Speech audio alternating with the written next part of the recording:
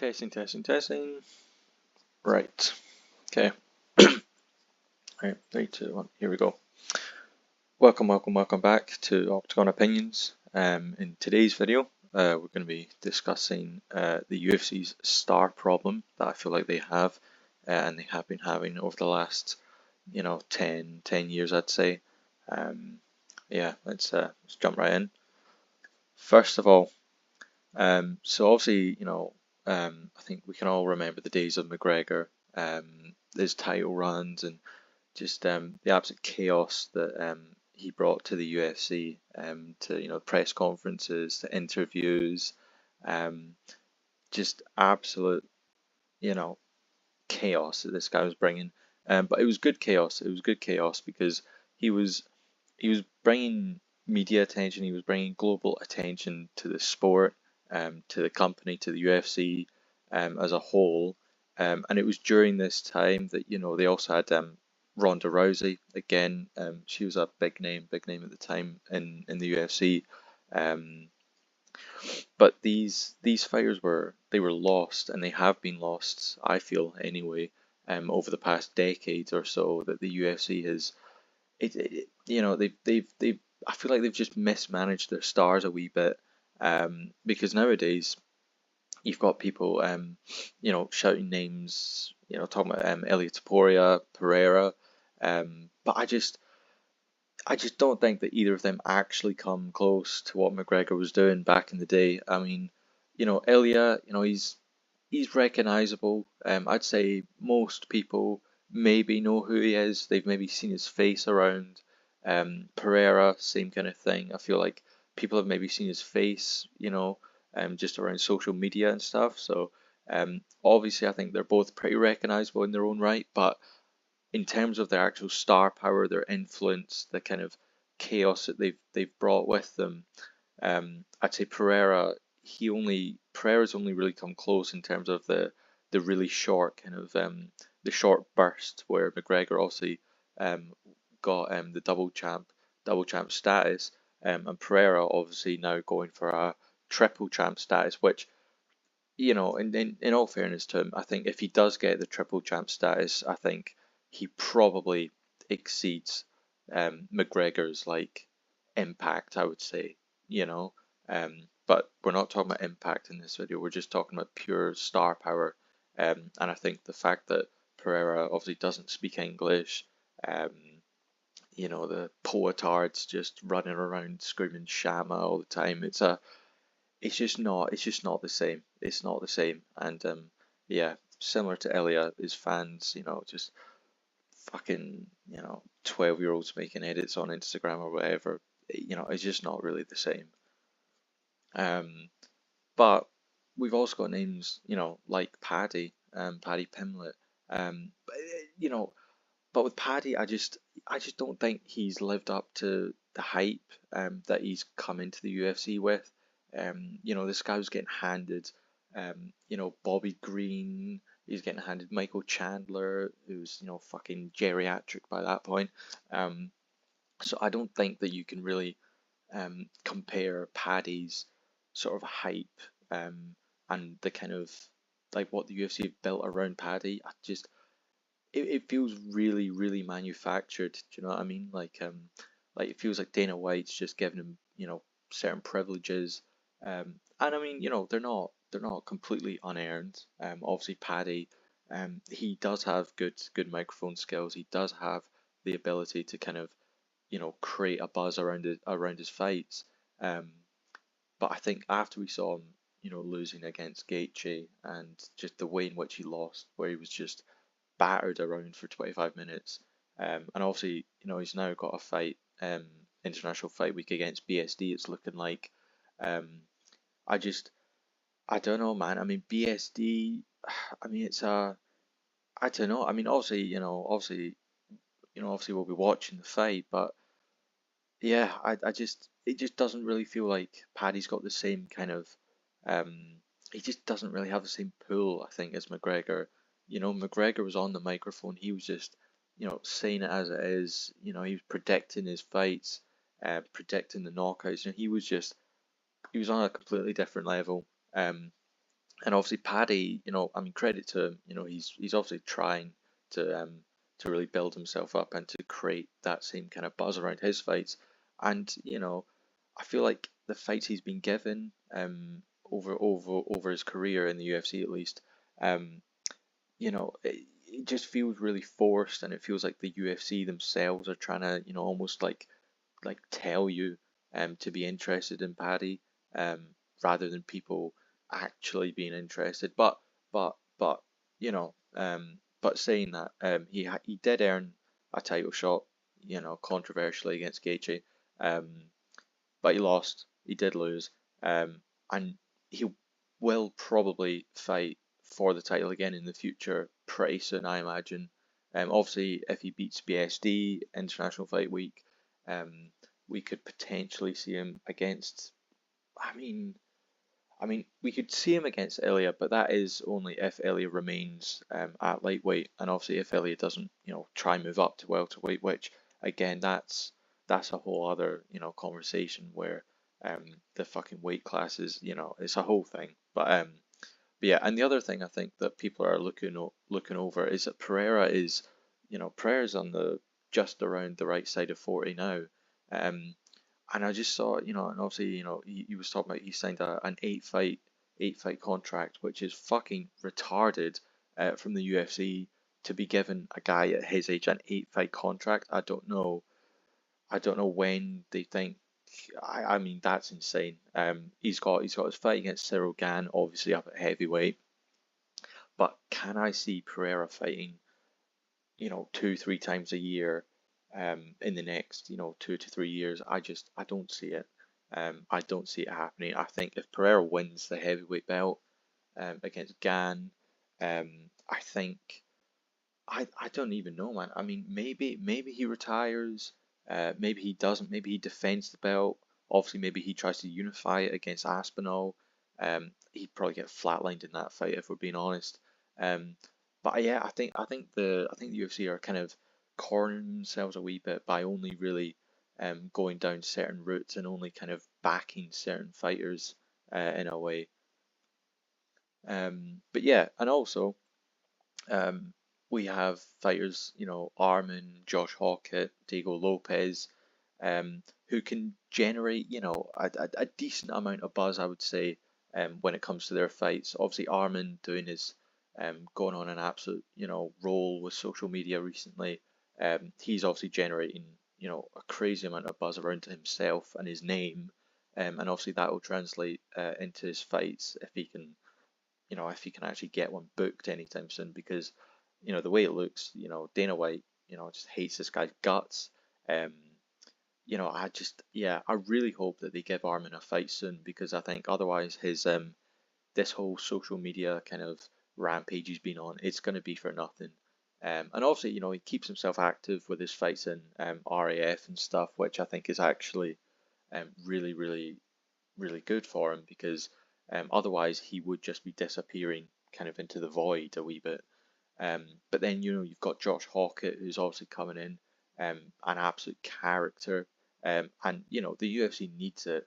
And this is why he's managed to get himself a fight against Blades, where he obviously got the win, and he's now fighting on the White House card as well against Derek Lewis. So obviously Josh Hawkett's shown that he's shown the other fighters that you do actually need to kind of become a bit of a character, almost like a Covington kind of that kind of character where he's just full on Mr. America and stuff.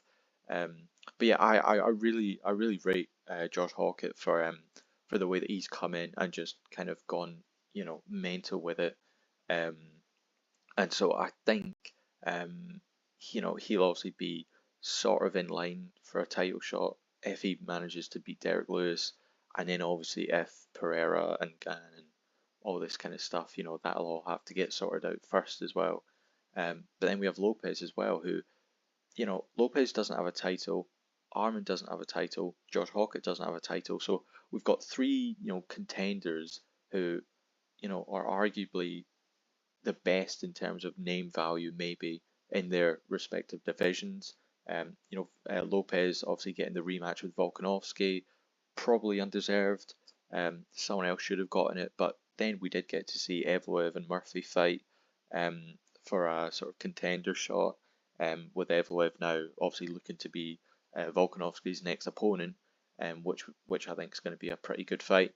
Um, but yeah, so I think that the UFC, looking at these guys, the UFC needs to kind of invest more into younger fighters who are coming up the ranks rather than just having, people like Chandler or, Pitbull coming in from Bellator or um, fucking PFL or wherever the fuck they're coming from. They need to stop just getting these fucking ancient guys coming in from other organizations who, I mean, they might be champions, but, they're not really going to be they just don't have much potential. They don't really have a ceiling in the UFC, bar Justin Gaethje, obviously. I think he's proven to be a pretty good investment. But again, they kind of bought into him when he was not not that old. Do you know what I mean? So he's been there for a good few years now anyway. Um, but yeah, so I think they need to stop just getting these old guys from other organizations and they need to start investing in their younger talent. Fighters like Peyton Talbot, who, you know, um, he's been saying that he's a wee bit frustrated that the UFC aren't giving him fights and this kind of stuff, and you can't blame him. You really can't blame him. It does feel like the UFC are trying to keep certain guys, they're trying to keep them kind of bottled up for certain occasions and stuff. Um, and I just think it's going to backfire on them. I think if they don't invest in their younger talent, um, then they're going to end up with really really boring old guys who who just want to come in for a quick 1 or 2, 3, 5 years maybe, earn a bit of money, get a bit of fame, and then just get out. You've got Raul Rosas Jr. I think I saw a clip of that guy. He was talking about he's wanting to retire by the time he's like 25, 26 or whatever. And I mean, that's just not happening. That just isn't going to happen. He said he wants to be, the champion, bantamweight champion by that time as well. Just, again, not going to happen at this rate with the UFC giving him fights it feels like they're only giving him fights every time that there's a Mexico card, the Noche card and stuff. So it's a real problem that the UFC have, and they need to sort themselves out a wee bit. But yeah, moving on to this. So speaking of the Lopez and Volkanovski rematch, we used to have proper rematches, and proper rivalries too. Obviously with the likes of Diaz, McGregor, Jones, and Cormier. You look at the kind of build up and the hype that was around these two rematches, and obviously the first fights as well. It was insane. It was crazy. Obviously, look at my boy Dana there. Getting in between two half naked guys. He loves it. He loves it.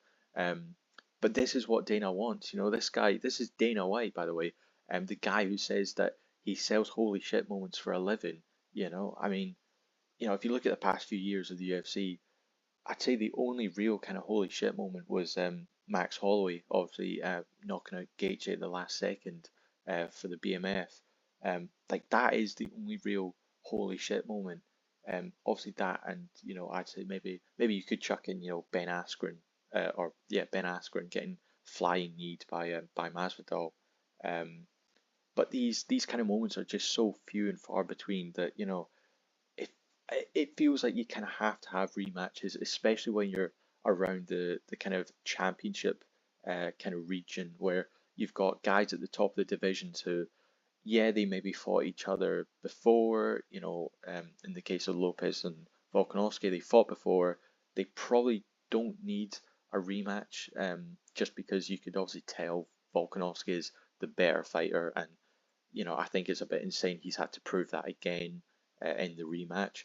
But then you look at some of the rematches that the UFC did have, 10 years ago, and it just shows that nowadays there's just a wee bit, I feel, a lack of personality, um, with a lot of the champions, with a lot of the top contenders, um, which I think is it's a real shame because if if the UFC didn't shift away from the kind of the way that they did things, back then with McGregor, Diaz, Jones, Cormier, those kind of face-to-face interviews, or the interviews where they're both in separate rooms, and they're talking to each other sort of through a media presenter or whatever.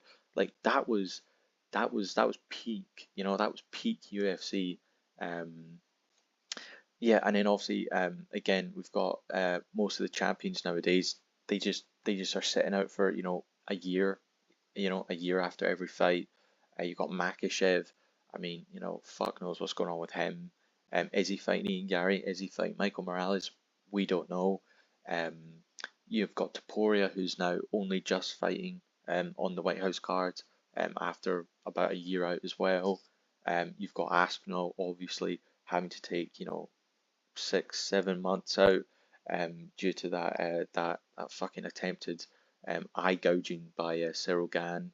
Um, and I'd say the best champions you've really got nowadays is you've got Joshua Van, obviously, winning the title in December, fighting now in May, which is obviously I mean, in terms of champion turnarounds, it's pretty good, especially compared to nowadays. Um, then you've got Volkanovski, obviously, defending his belt after he won it back. Um, but yeah, it just feels like the further you go up the weight classes, the less active champions become. And back in the day, the heavyweight champion that was a big thing, whereas nowadays it kind of feels a wee bit wishy-washy, a wee bit meh. You've got obviously light heavyweight, Carlos Ulberg. He's now going to be out for 9 months or whatever. It's an absolute shambles. It's an absolute shambles, and the UFC really needs to just pull their finger out and try to sort something out. Um, but yeah, so they can fix these problems, and then I think the other major issue that we're having with the UFC in terms of creating and building up fighters, which is what they're supposed to do as a promotional company, they need to stop this fucking AI slop that they're just shoving down our throats. Every event, just the fucking the one for the White House, the AI advert for the White House where you've got fucking Pereira, Taporia, they're getting out cars and all this kind of rubbish. I mean, that was fucking terrible. That was ridiculous. And a promotional company whose job it is to promote not only the fighters but the actual events and the fights, and they're using AI instead of actually using like the actual fighters themselves. I think it's actually like mental that we're seeing that nowadays. Um, and obviously, I think it'd be really good to get back to the face-to-face interviews, the open workouts, just like the kind of stuff that really made the UFC what it was back in the day. And because it was that structure that kind of allowed McGregor and all these kind of guys to really to just show off who they are and to really show off their character. And nowadays, instead of actually using the fighters, we've got Dana White. Who gives a shit? Who gives a shit? It just, the guy's a fucking plum. Um, but yeah, so either he needs to get out, or if he's gonna stay, obviously, his head's turned with the whole boxing stuff nowadays, which is, I mean, yeah, God, it's just terrible. Um, but yeah, it's just so annoying how the way that they now promote fights is, you just see stuff on Reels and TikTok, and you don't really cares anymore. It feels like every press conference, it's like 10 minutes, 15 minutes. Okay, okay, okay. Okay, let's wrap it up. Let's wrap it up. Um, it's mental. It's actually mental. But yeah, so that's my main problem. And that's what I feel like the UFC's problem is with their star power and the fighters they currently have. I feel like we do need to just, get back to basics, get back to basics. Um, get back to what they were doing, a decade ago, and just build guys up rather than just letting them fade in and out of relevancy, and all that kind of thing. Um, but yeah, uh, thanks very much for watching. Like and subscribe, all that good stuff. Any other suggestions, leave them down below. And yeah, we'll catch you in the next one.